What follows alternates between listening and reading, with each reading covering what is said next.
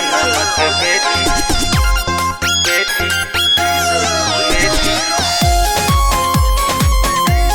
फलाना के बेटी बेटी।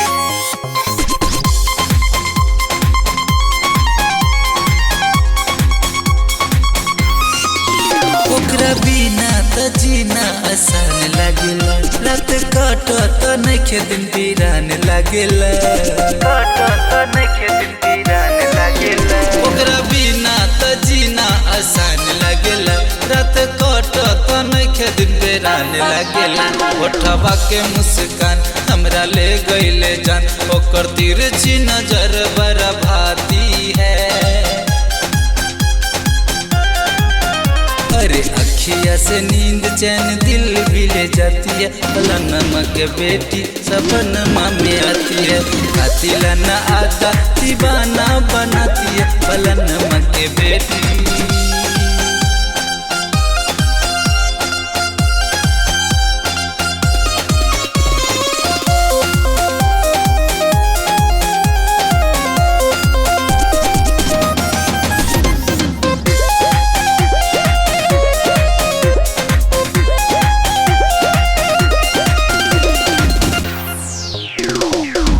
बड़ी खाती है दिल को लुभाती है, नखरे दिखा के मुझे पल पल सताती है, पल पल सताती है। हम होई तो हर दिल तू हो खुशी के खजाना, हम तो चाहत बानी तो के अब कर बन बानी तोहर दीवाना, हमर दिल के दिल से सन कहे हमसे मजाक दो साथी है। पापा हो अरे अखिया से नींद चैन दिल भी ले जाती है, फलाना के बेटी सपनमा में आती है। कातिल न आता दीवाना बनाती है, फलाना के बेटी सपनमा में आती है। कातिल न आता दीवाना बनाती है, फलाना के बेटी।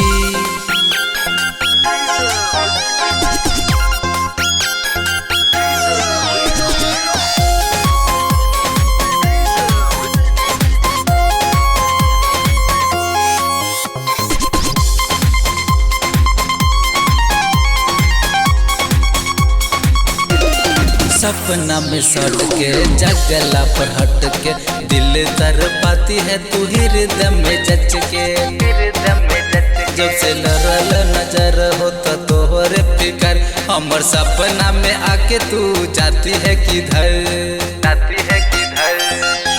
नहीं छोड़ब तोहर हाथ फूल लेके दे दसात, हमसे इतना कहे शर्माती है। अखिया से नींद चैन दिल भी जाती है, फलाना के बेटी सपनमा में आती है। कातिल न आता दीवाना बनाती है, फलाना के बेटी सपनमा में आती है।